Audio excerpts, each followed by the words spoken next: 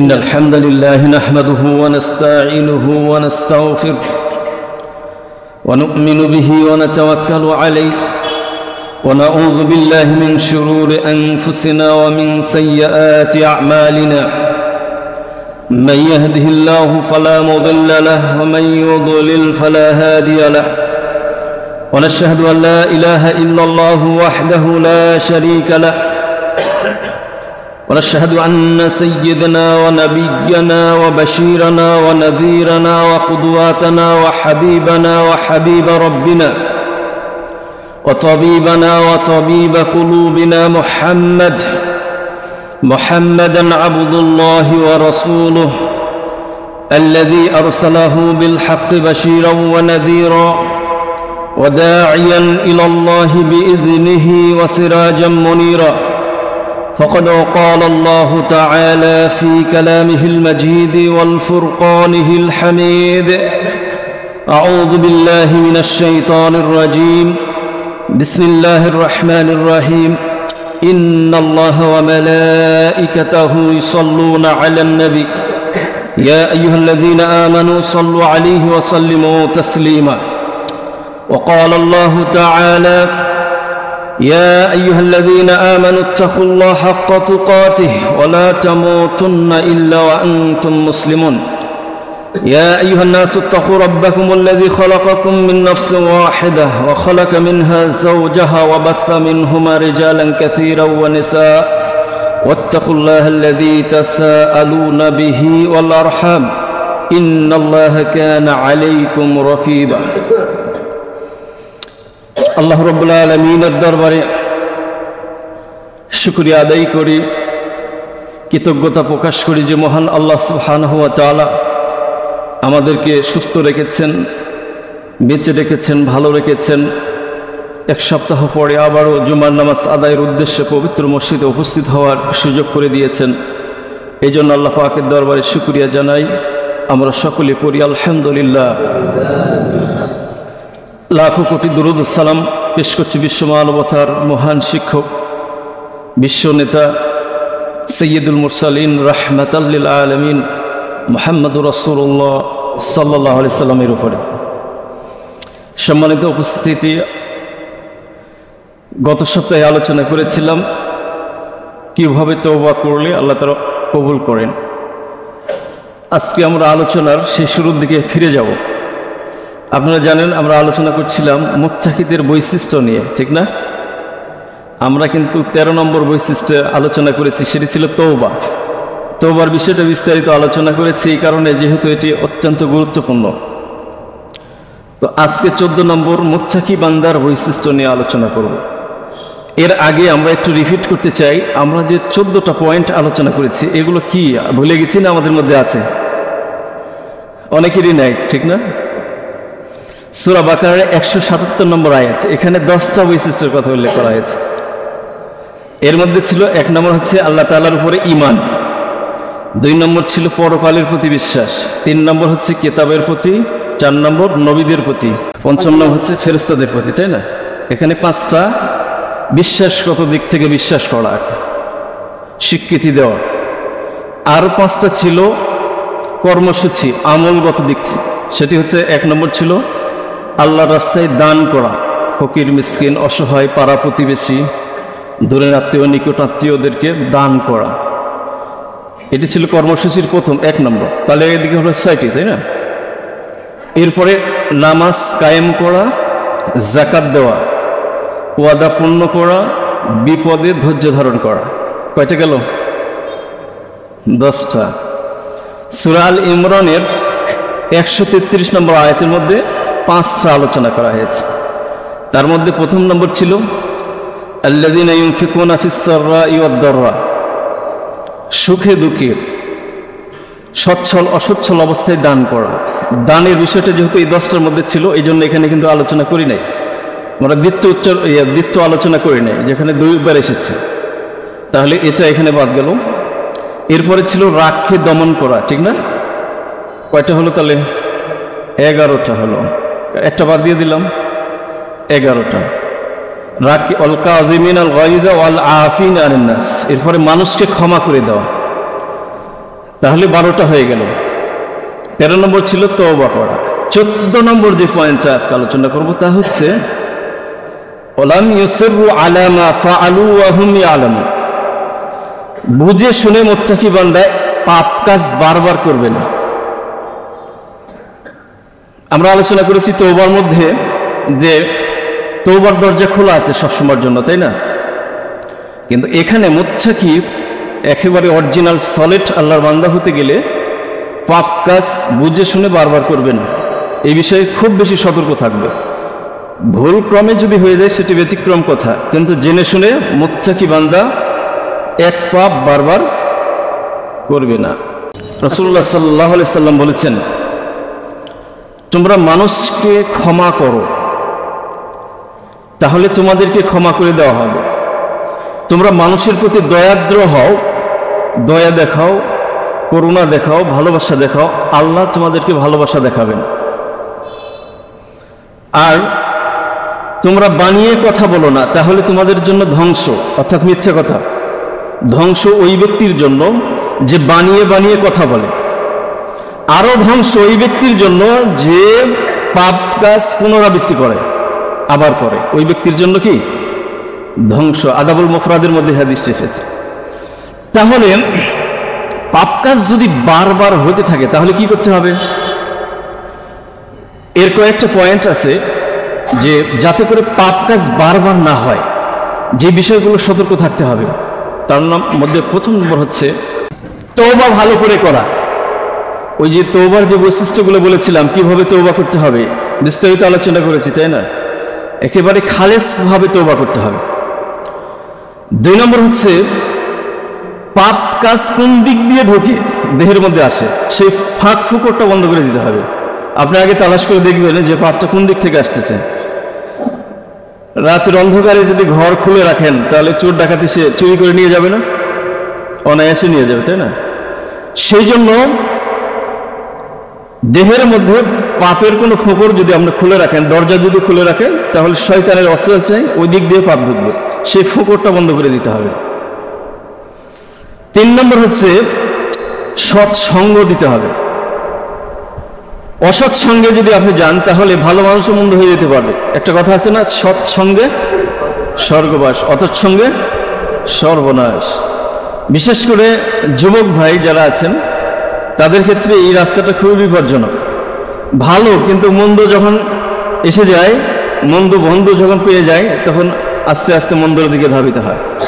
এই জন্য যুবক ভাইদেরকে বলবো, আপনারা বন্ধু বাছাই করার ক্ষেত্রে ভালো বন্ধু বাছাই করবেন। ওয়াকুনু মা'আস সাদিকিন, সত্যবাদীদের সাথে থাকবেন। তাহলে আস্তে আস্তে আশা করা যায় ঠিক আছে, সমস্যা নেই, সমস্যা। ভালো বন্ধুদের সংস্পর্শে যদি আমরা আসি তাহলে অটোমেটিকলি ভালো হয়ে যাবে ইনশাআল্লাহ। পর্যায়ক্রমে হবে, একবারে না হলেও পর্যায়ক্রমে হবে বন্ধুর পরামর্শে। আর অসৎ সঙ্গ যদি হয়ে থাকে, একবার দুইবার এইভাবে করতে করতে বিভিন্নভাবে ফুসলিয়ে ফাসলিয়ে আপনাকে খারাপের দিকে ধাবিত করবে। এই জন্য ভালো বন্ধু বাছাই করতে হয়। 4 নম্বর হচ্ছে যদি পাপ কাজটা যৌবনের সাথে সম্পর্কযুক্ত হয়, যৌবন কালের সাথে সম্পর্কযুক্ত হয়, তাহলে তাড়াতাড়ি বিবাহ শাদী করে নিতে হবে। আমরা ক্যারিয়ার গঠনের নামে যা করছি, আমাদের চরিত্রকে ধ্বংস করে দিয়ে আমরা ক্যারিয়ার গঠন করছি না। আমরা পড়াশোনা শেষ করব, একটা চাকরি নেব, আমাদের পিতামাতারাও ওই আশায় থাকে, তারপরে বিয়ে শাদী করবে, তাই না? নিজের পায়ে দাঁড়াতে হবে। এই পায়ে দাঁড়াতে দাঁড়াতে বাংলাদেশের চাকরির যে অবস্থা, পায়ে দাঁড়াতে দাঁড়াতে দেখা যায় যে বয়সের 3 ভাগের 2 ভাগে চলে যায় পড়াশোনা করতে করতে। এদিকে চরিত্র ধ্বংস হয়ে যায়। সেই জন্য যৌবনের সাথে যদি সম্পর্কযুক্ত হয় তাহলে দ্রুত বিবাহ শাদী করে নিতে হয়। বিবাহ শাদী করা এটি সময় ভেদে, কার্য ভেদে কখনো ফরজ, কখনো সুন্নাত, কখনো জায়েজ, কখনো হারাম। কখন ফরজ? যখন মন্দ কাজে ধাবিত হওয়ার সম্ভাবনা রয়েছে, ফাহিশা কাজে ঢোকার সম্ভাবনা রয়েছে, নিজেকে কন্ট্রোল করা সমস্যা তৈরি হয়ে যাচ্ছে, তখন বিয়ে শাদী করতে হবে এবং পিতা মাতাদেরকেও দেখে শুনে সন্তানকে বিয়ে শাদী দিয়ে দিতে হবে। রাসূলুল্লাহ সাল্লাল্লাহু আলাইহি সাল্লাম বলেছেন, ইয়া মাআশারাশ শাবাব মান ইসতাতাআ মিনকুমুল আলবাআতা ফালইয়াতাযাওয়াজ। হে যুব সম্প্রদায়, তোমাদের মধ্যে যারা সক্ষম বিবাহ শাদী করতে, তোমরা তাড়াতাড়ি বিয়ে শাদী করে নেবা।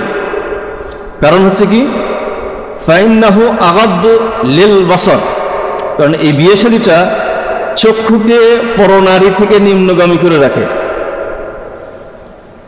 ওয়া আহসানু লিল ফরজ, এবং সতীত্বের হেফাজত করে।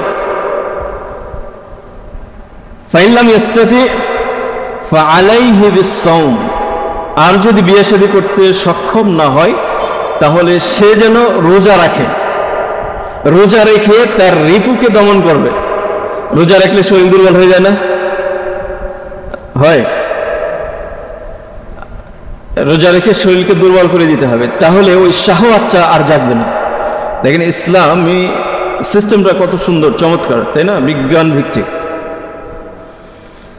আপনি যদি হঠাৎ করে একদিন রোজা রাখেন তাহলে হয়তো বা আপনি বুঝতে পারবেন না, কিন্তু নিয়ম মাফিক করতে হবে, রোজা রাখতে হবে। যেমন দাউদ আলাইহিস সালাম রোজা রাখতেন একদিন পর পর, গোটা জিন্দেগি তার এটা ছিল একদিন পর রোজা রাখতেন। আমাদের রাসূল সাল্লাল্লাহু আলাইহি সাল্লাম সপ্তাহে 2টি রোজা রাখতেন, এটি নফল রোজা, বৃহস্পতিবার আর সোমবার। আবার চন্দ্র মাসের 3 দিন রোজা রাখতেন, চন্দ্র মাসের 13, 14, 15, এটাকে আয়ামুল বিদ বলা হয়, 3 দিন রোজা রাখতেন। এছাড়াও কোন কোন বর্ণনায় এসেছে গোটা মাসে 3 দিন তিনি রোজা রাখতেন, যে কোনো টাইম। তাহলে কতগুলো হয়ে যায় দেখেন। তো একজন বান্দা যখন আল্লাহ তাআলার ভয়ে, একজন যুবক যখন ফাহিশা কাজে ঢোকার ভয়ে সিয়াম পালন করে, তাহলে এটা অনেক বড় একটা মুত্তাকির পরিচয় নয়? বড় পরিচয়। আমরা যদি নিজেকে বিবাহের শাদী করার ক্ষেত্রে প্রস্তুত না রাখি অর্থনৈতিকভাবে, তাহলে আমরা চেষ্টা করব মাঝে মাঝে রোজা রাখা, এই রিফুকে দমন করার জন্য আমরা চেষ্টা করব। এরপরে যে পয়েন্টটা হচ্ছে, পাপ কাজ ঢুকতেছে, একাকী থাকা যাবে না। আজকে দেখবেন যে যখন একাকী থাকে, বিশেষ করে আমাদের ছেলেরা, যারা আমাদের মেয়েরা যারা আছে, বিশেষ করে যুবক যুবতী, পিতামাতাদেরকে একটু খেয়াল রাখতে হবে। এই যে বর্তমানে আমাদের যে মোবাইল, এই মোবাইলটা আপনার অসৎ কাজের একেবারে আপনি কি যন্ত্র বলতে পারবেন। পকেটের মধ্যে আছে, মুহূর্তের মধ্যে অন্য একটা জগতে নিয়ে চলে যাবে, মুহূর্তের মধ্যে 1 মিনিটও লাগবে না। আজকে এত নিকটে আপনাদেরকে নিয়ে এসে দিয়েছে, মন্দ রাস্তাটা এমনভাবে আমাদেরকে ডাকছে। এই জন্য নিজেকে কন্ট্রোল করা এখানে অনেকটাই কঠিন। একেবারে ইমানটা মজবুত না হলে টিকিয়ে রাখা খুবই কঠিন। এই মোবাইলের ব্যাপারে একটু সতর্ক থাকতে হবে, বিশেষ করে একাকী যখন রুমের মধ্যে থাকে, কম্পিউটার যখন থাকে, দেখবেন যে মন্দ কাজের দিকে ধাবিত হচ্ছে। এই জন্য কম্পিউটারটাকে কি করতে হবে, একেবারে প্রয়োজন ছাড়া কম্পিউটার ব্যবহার করা যাবে না। মোবাইলের ব্যাপারে অনেক বেশি সতর্ক থাকতে হবে। এরপরে যে পয়েন্ট, তা হচ্ছে এই বিষয়টা মাথায় নিয়ে আসতে হবে যে আমি আমার হাত দিয়ে পাপ কাজ করছি, আমি আমার পা দিয়ে পাপ কাজ করছি, আমার মুখ দিয়ে পাপ কাজ করছি। এই ভাবনাটা ভিতরে নিয়ে আসতে হবে যে এই মুখ আমার বিরুদ্ধে সাক্ষী দেবে, দেবে না? পরকালে এক সময় এই মুখ আমার বিরুদ্ধে সাক্ষী দেবে, এই হাত আমার বিরুদ্ধে সাক্ষী দেবে, পা আমার বিরুদ্ধে সাক্ষী দেবে। যেই হাত পা মুখ আমার কন্ট্রোলে এখন, এটা দিয়ে আমি যা ইচ্ছে তাই করতে পারছি, কিন্তু পরকালে এই হাত কিন্তু আমার বিরুদ্ধে সাক্ষী দেবে। এই চিন্তাটা মাথার মধ্যে নিয়ে আসতে হবে, তাহলে হয়তো বা পাপ কাজ থেকে একটু বিরত থাকা সম্ভব হবে। এর পরের পয়েন্ট যেটি, তা হচ্ছে মৃত্যুর কথা, পরকালের কথা বেশি বেশি স্মরণে রাখতে হবে। মৃত্যুকে নিয়ে মোরাকাবা করতে হবে। মোরাকাবা হচ্ছে ধ্যানে বসতে হবে। গভীর রাত্রি উঠে আপনি 2 রাকাত সালাত আদায় করে আপনি বসে যান, মোরাকাবা করে একটু দেখেন, 5-10 মিনিট করে দেখেন তো কেমন হয়। আমরা দুনিয়া নিয়ে ব্যস্ত থাকার কারণে এটা হয়ে ওঠে না, কিন্তু আপনাদেরকে পরামর্শ দেবে, একটু নিয়ে বসেন, দেখেন 5 মিনিট একটু চিন্তা করেন, চোখ মুজে বন্ধ করে দেখেন যে আসলে এই দুনিয়াটা একটা ক্ষণিকের জন্য আমরা এসেছি, কয়েকটা মিনিটের জন্য মুসাফির হিসাবে আমরা এসেছি, টুরিস্ট ভিজিটে এসেছি। হয়তো বা যে কোনো মুহূর্তে ডাক পড়লে আমাদেরকে চলে যেতে হবে। এই চিন্তাটা মাথার মধ্যে নিয়ে আসেন, মোরাকাবায় বসে যান। মোরাকাবা মানে কি? একেবারে ধ্যান করা আর কি, যেটাকে ধ্যান বলে। দেখেন আপনার দুনিয়াকে নিয়ে নিজেকে নিয়ে একটু চিন্তা করেন, দেখেন রাস্তা দেখিয়ে দিবে আপনার। মৃত্যু এত নিকটের, চোখের সামনে চলে গিয়েছে আমাদের দাদা, আমার চোখের সামনে চলে গেছে, তাই না? বাবা চলে গেছে, মা চলে গেছে, এমনকি আমার সন্তানও চলে গেছে, আছে না অনেকে চোখের সামনে চলে গেছে না? তো নিশ্চিত মরতে হবে, এটা তো বিশ্বাস করতেই হবে, কারণ প্র্যাকটিক্যাল আমাদের সামনে প্রমাণ আছে। কারণ আমাদের পাড়া প্রতিবেশী অনেক মুরব্বী চলে গেছে, ছোট্ট বাচ্চা চলে গেছে আমাদের চোখের সামনে। আপনি একটু চিন্তা করে দেখেন, আমাকেও যেতে হবে, যে কোনো একটা মুহূর্তে আমাকে ডাক পড়বে, চলে যেতে হবে। আমরা আমাদের সামনে আমরা দেখেছি অনেক দাম্ভিক, যাদের গর্জনে, যাদের অহংকারে বাঘ মহিষ একই ঘাটে পানি পান করত, তারাও তো চলে গেছে, যায় নাই?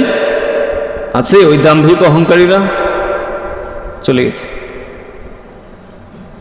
এমন একটা জগতে চলে গেছে, এমন একটা জায়গায় শুয়ে আছে যেই কবরের উপরে ঘাস জন্মেছে, গাছপালা খড়কুটা সেখানে আছে, গরু ছাগল গিয়ে সেখানে ঘাস খায়। ওই দাম্ভিক, তার কোনো শক্তি নাই গরুকে একটু সরিয়ে দিবে সেখান থেকে, ঠিক না?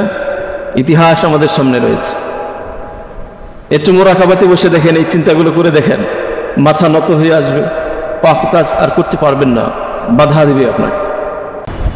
অন্ধকার জগতের কথা মনে করেন, সেই শরীর স্বাস্থ্য নিয়ে এত অহংকার, এত সুন্দর দেহ, রাস্তায় বের হলে সেই শরীর দেখে মানুষ অবাক হয়ে যায়, এত সুন্দর চেহারা, এত সৌন্দর্য, অথচ এই সৌন্দর্য মাটির সাথে মিশে চলে গেছে, মাটি হয়ে গেছে, হাড় হুড্ডিগুলো মাটির সাথে বিলীন হয়ে চলে গেছে।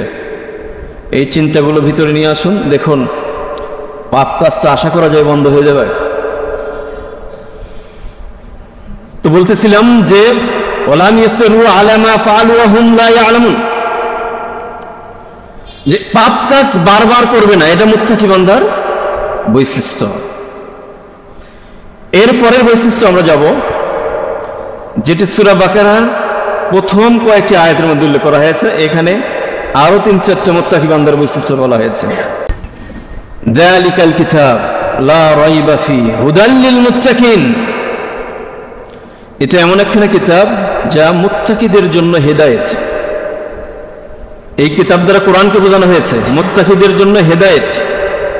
মুত্তাকি কারা? এই মুত্তাকির বৈশিষ্ট্য এখন বর্ণনা দিচ্ছেন, আল্লাযীনা ইউমিনুনা বিল গায়ব, যারা গায়েবের প্রতি বিশ্বাস করে, ওয়া ইউকিমুনাস সালাহ ওয়া মিম্মা রাযাকনাহুম ইউনফিকুন, আল্লাযীনা ইউমিনুনা বিমা উনজিলা ইলাইক ওয়া মা উনজিলা মিন ক্বাবলিক ওয়া বিল আখিরাতি হুম ইউকিনুন। এখানে কয়েকটা পয়েন্ট রয়েছে। এক নম্বর হচ্ছে গায়েবের প্রতি বিশ্বাস, এরপরে সালাত, তাই না? ইউকিমুনাস সালাত, যেহেতু সালাতের কথা পূর্বে আলোচনা হয়েছে, এই জন্য আমি আর ওটা বিষয়টা এখানে আলোচনা করব না। 2 নম্বর। 3 নম্বর হচ্ছে ইতিপূর্বের যে সমস্ত কিতাবগুলো ছিল সেই কিতাবের প্রতি বিশ্বাস, এবং এই কিতাবের প্রতি বিশ্বাস মানে এই কোরআনের উপরে বিশ্বাস, এবং পরকালের প্রতি বিশ্বাস। তাহলে কয়টা হলো এখানে? 4টা। ওদিকে কয়টা ছিল?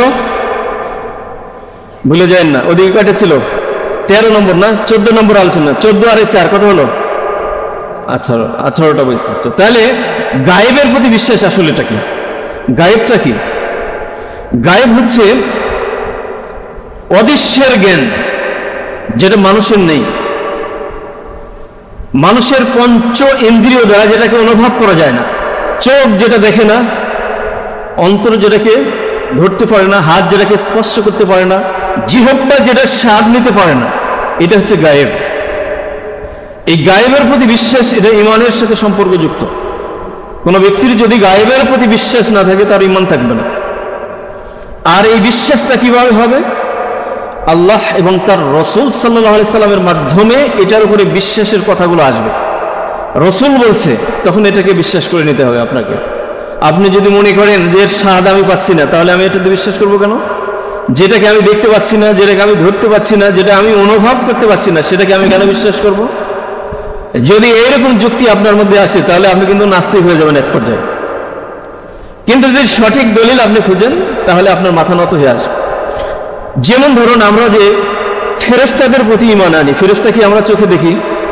আমরা কি অনুভব করতে পারি ফেরেশতা কেমন? বলতে পারবো আমরা? আমরা কি দেখতে পেয়েছি কখনো? দেখতে পাইনি। জান্নাত জাহান্নাম আমরা কি দেখেছি? দেখি নাই তো, কিন্তু আমাদের বিশ্বাস থাকতে হবে হবে না? কেন বিশ্বাস করতে হবে? কারণ রসুল বলেছে, আল্লাহ বলেছে, রসুল বলেছে, ঠিক না? জিন জাতিকে আমরা দেখেছি, অনেক সময় মানুষের স্রোত আকৃতি ধারণ করে, তখন দেখেছি, তাই না? জিন মানুষের আকৃতি ধারণ করে, বিভিন্ন পশু পাখির আকৃতি ধারণ করে। তো মানুষের আকৃতি যখন ধারণ করে তখন তো আপনি চিনতে পারলেন না, আপনি তো বুঝতে পারবেন না, আপনি মনে করবেন সেটি মানুষ। সেই ক্ষেত্রে আমরা তো দেখতে পাই না জিনকে, অরিজিনাল স্রোতে কি আমরা দেখতে পাই? আমরা দেখতে পাই না। তো এগুলোর উপরে বিশ্বাস আমাদের থাকতে হবে কি হবে না? এগুলোর উপরে আমাদের বিশ্বাস থাকতে হবে। এটাকে বলা হয় গায়েব। তাহলে গায়েব সম্পর্কে আমরা সংক্ষিপ্ত আকারে এতটুকু বুঝলেই হবে যে যেহেতু আল্লাহ বলেছে, রসুল বলেছে, এই জন্য গায়েবের প্রতি ঈমান আমাদেরকে থাকতে হবে। বিশেষ করে পরকালীন জগৎ, আল্লাহকে আমরা দেখতে পাই না কিন্তু আমাদের বিশ্বাস থাকতে হবে। অতীতের নবী রাসূলদেরকে আমরা কি দেখেছি? অতীতের কিতাবগুলো কি আমরা কি দেখেছি? দেখি নাই, কিন্তু বিশ্বাস করতে হবে কি হবে না? বিশ্বাস থাকতে হবে। এই জন্য একজন সাহাবী আব্দুল্লাহ ইবনে ওমর বলছেন যে ঈমানের মধ্যে সবচেয়ে গুরুত্বপূর্ণ ঈমানটা হচ্ছে এই গায়েবের প্রতি বিশ্বাস। 5টা বিষয়ের প্রতি ঈমান আনতে হবে, যেটা আরকানুল ঈমান বলা হয়েছে 6টি, তার মধ্যে সবচেয়ে গুরুত্বপূর্ণ হচ্ছে এই গায়েবের প্রতি বিশ্বাস। গায়েবের প্রতি বিশ্বাস যদি আপনি না করেন অনেকগুলো বিষয় কিন্তু অস্বীকার হয়ে যাবে, ঠিক না? অনেকগুলো বিষয় এখানে অস্বীকার হয়ে যাবে। এই জন্য গায়েবের প্রতি বিশ্বাস অত্যন্ত গুরুত্বপূর্ণ। আর গায়েবের প্রতি বিশ্বাস আমাদেরকে করতে হবে যেটা আল্লাহ এবং রসুল বলেছে। অনেক ক্ষেত্রে দেখবেন যে অনেক গণিক আছে না, গায়েবের কথা বলে না? আছে আপনাদের এলাকায় গণিক অনেক আছে না? গণিক গায়েবের কথা বলে না? দেখবেন যে অনেক সময় সে গণিক গন্তারি করতেছে, করে করে একটা ভবিষ্যৎবাণী করে দিচ্ছে এবং ওটা কি বাস্তব হচ্ছে? আছে না? এরকম আছে কিনা? আছে নাই?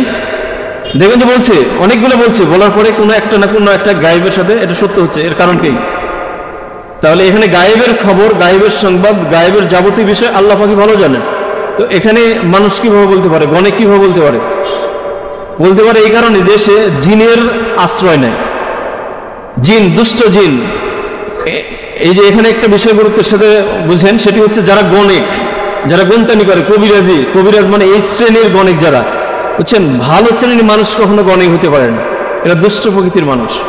যারা গণিক, যারা জাদুবিদ্যা করে, এরা দুষ্ট প্রকৃতির মানুষ। এই কালো জাদু, বিশেষ করে ব্ল্যাক জাদু যারা করে, ইসলামী শরীয়তের হুকুম হচ্ছে তাদেরকে হত্যা করে ফেলা। এবং এমনও কথা বলা হয়েছে তাদের ব্যাপারে যে তাকে হত্যা করে ফেলবে।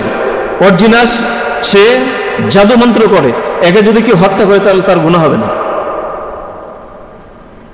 ইসলামী শরীয়তে কোনো ধরনের ক্ষমা করেনি তার ব্যাপারে। অন্যান্য হত্যার ব্যাপারে কিছু কিছু বিষয় আছে যার কারণে সে মাফ পেতে পারে, কিন্তু কোনো যদি জাদুমন্ত্র যারা করে, ব্ল্যাক জাদু বিশেষ করে মানুষের ক্ষতি করে, তাকে সরাসরি হত্যা করে ফেলে দিতে হবে।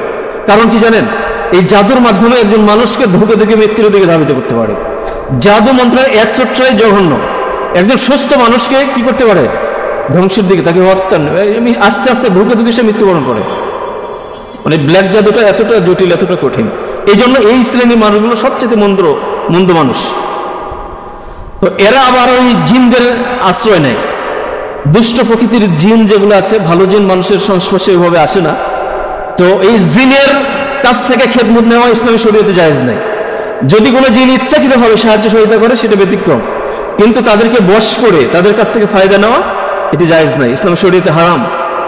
তো এই জিনগুলো, ফেরেশতারা যখন বিভিন্ন বিষয়ের সংবাদ আল্লাহ তাআলার নিকটে যখন নিয়ে যায়, তখন ওই আসমানের ওই জিনরা, এই দুষ্ট প্রকৃতির জিনরা ফেরেশতাদের পিছু লাগে।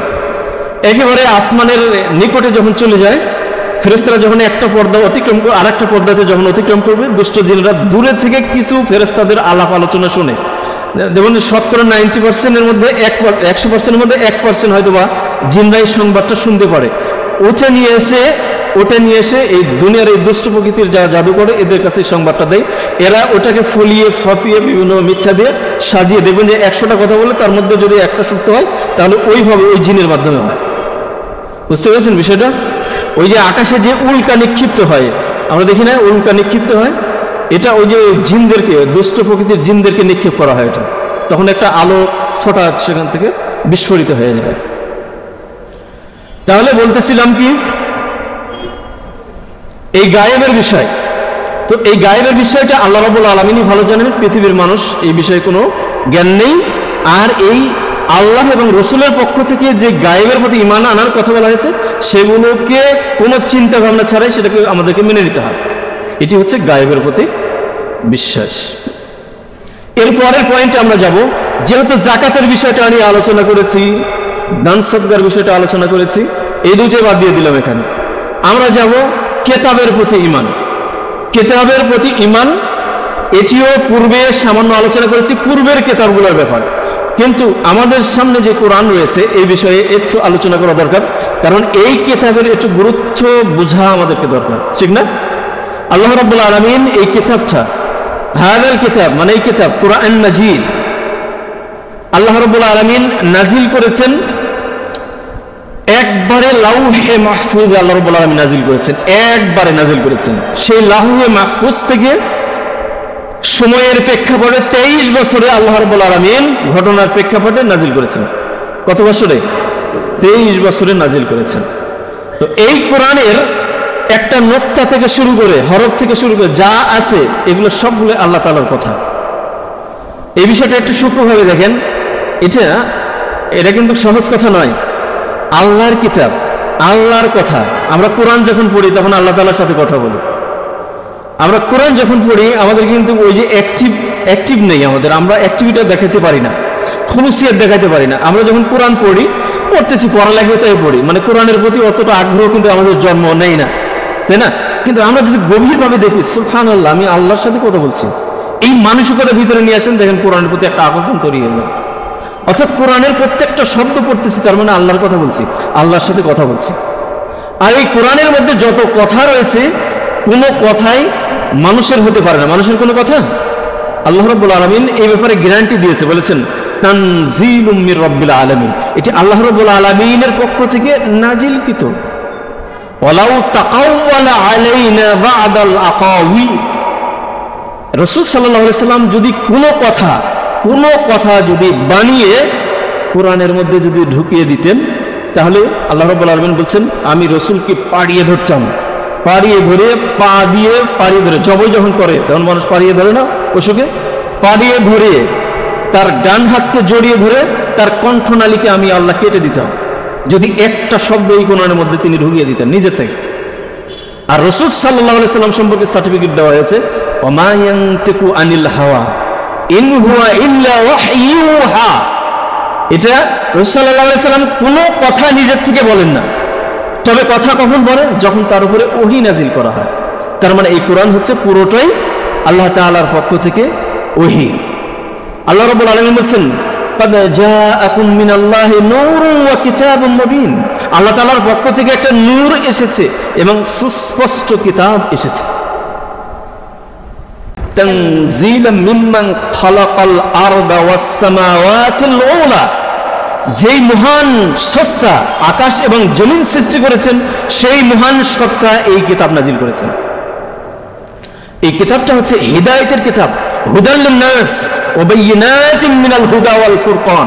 এটা হচ্ছে মানব জাতির জন্য হিদায়াতের কিতাব, সত্য এবং মিথ্যার মধ্যে পার্থক্য সূচিত করে কিতাব, মিথ্যার মধ্যে পার্থক্য তৈরি করে দেয়, এটা মিথ্যা।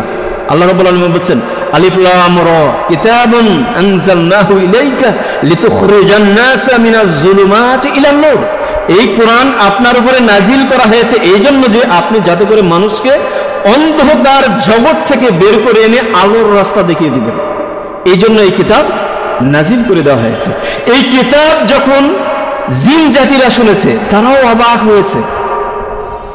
জিনরা বলেছেন ইন্না সামি'না কুরআনান আজাবা, একটা আশ্চর্য ধরনের কিতাব আমরা শুনতেছি।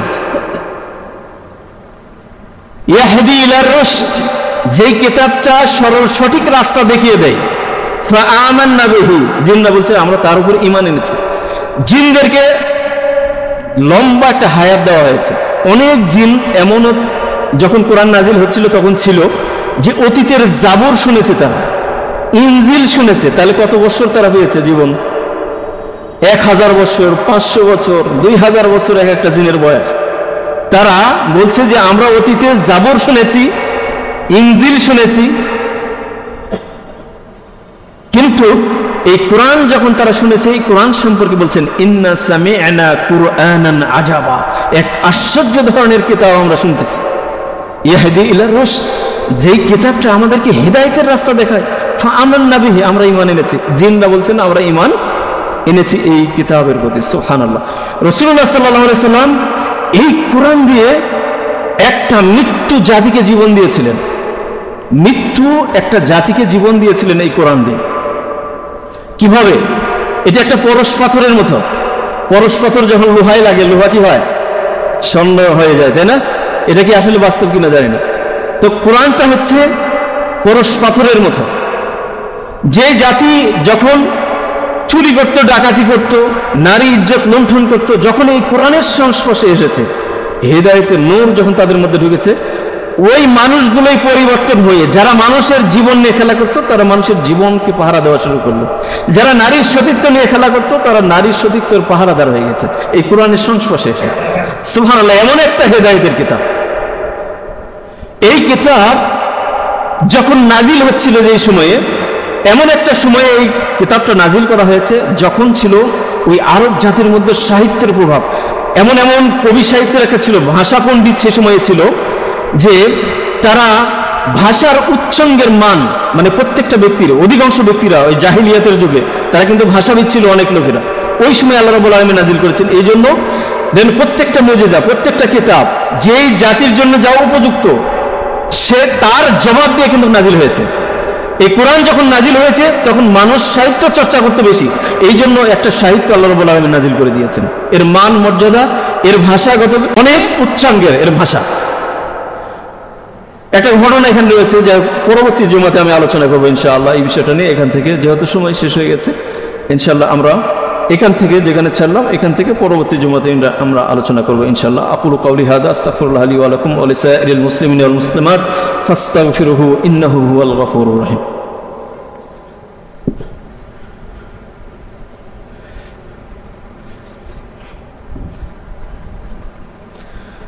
الحمد لله على إحسانه والشكر له على توفيقه وامتنانه.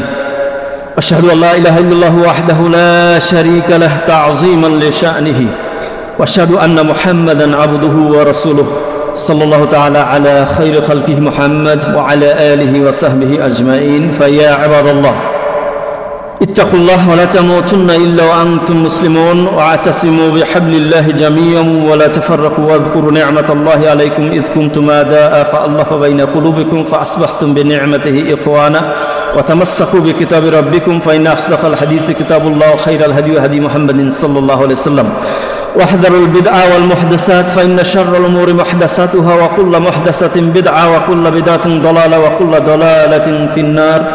ألزموا جماعة المسلمين فإن يد الله على جماعة المسلمين، من شج عنهم شج في النار. إن الله وملائكته يصلون على النبي يا أيها الذين آمنوا صلوا عليه وسلموا تسليما. اللهم صل على محمد وعلى آل محمد كما صليت على إبراهيم وعلى آل إبراهيم إنك حميد مجيد. اللهم بارك على محمد وعلى آل محمد كما باركت على إبراهيم وعلى آل إبراهيم إنك حميد مجيد. اللهم ثبتنا بقولك الثابت في الدنيا والآخرة. ربنا لا تزغ قلوبنا بعد إذ هديتنا وهب لنا من لدنك رحمة إنك أنت الوهاب. ربنا لا تؤاخذنا إن نسينا واخطأنا، ربنا ولا تحمل علينا إصرا كما حملته على الذين من قبلنا، ربنا ولا تحملنا ما لا طاقة لنا به، واعف عنا واغفر لنا وارحمنا أنت مولانا فانصرنا على القوم الكافرين. আমাদের মুয়াজ্জিন সাহেব, ওনার বড় ভাই অসুস্থ অবস্থায় মেডিকেলে রয়েছে, 3 দিন ধরে আছে। তিনি ব্রেন স্ট্রোক করেছেন, সেন্সলেস অবস্থায় আছে মেডিকেলে। আমরা তার জন্য দোয়া করি, আল্লাহ তাআলা যেন তাকে শাফায়ে কামিলা দান করেন। আল্লাহ তাকে সুস্থতা দান করো। আল্লাহ তাআলা সুস্থতা দান করে তাকে বাড়িতে সুস্থ সঠিক সুন্দর দেহ নিয়ে যাতে সে ফিরে আসে, এই দোয়া আমরা করি। আমাদের মধ্যে যারা অসুস্থ রয়েছে আমরা প্রত্যেকের জন্য সুস্থতা কামনা করি। আল্লাহ রাব্বুল আলামিনের নিকটে আমরা দোয়া করি, আল্লাহ তাআলা আমাদেরকে ভালো রেখো, সুস্থ রেখো, আমাদের কামায়ে আমাদের ইনকামে হালাল উপার্জন করার তৌফিক তুমি আমাদেরকে দান করো। ফাইয়া ইবাদাল্লাহ ইন্নাল্লাহা ইয়া'মুরু বিল আদলি ওয়াল ইহসান ওয়া ইতা'i যিল কুরবা ইয়ানহা আনিল ফাহশাই ওয়াল মুনকারি ওয়াল বাগই ইয়া'iদুকুম লা'আল্লাকুম তাযাক্কারুন ফাযকুরুনি আযকুরুকুম ওয়াশকুরুনি ওয়া লা তাকফুরুন।